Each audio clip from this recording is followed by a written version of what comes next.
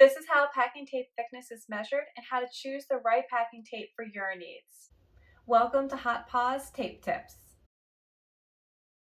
Here's my best advice about packing tape thickness.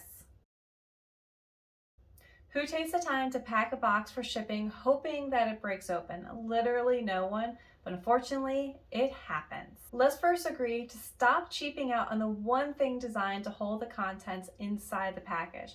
By that, I mean packing tape. The difference in a package making it through the mailing system without openings comes down to the packing tape.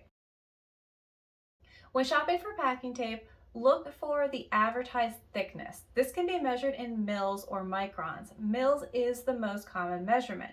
1 mil equals 25.4 microns. What to look for when shopping for packing tape. If you can't find the thickness on the product, it's likely a light-duty packing tape. Most manufacturers produce these between 1.6 mils to 1.9 mils. This creates a thin, flimsy, easy to tear packing tape. Don't do it, please.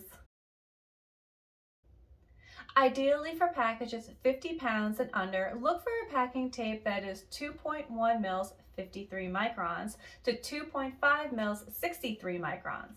Hot Paws packing tapes are 2.3 mils 58 microns. This is a perfect balance of strength and value.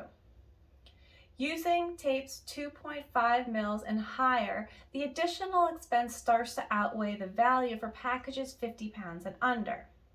If your packages are consistently over 50 pounds, this presents a great opportunity to invest in water-activated, fiber-reinforced paper tapes. Thank you for watching and subscribe for more tape tips.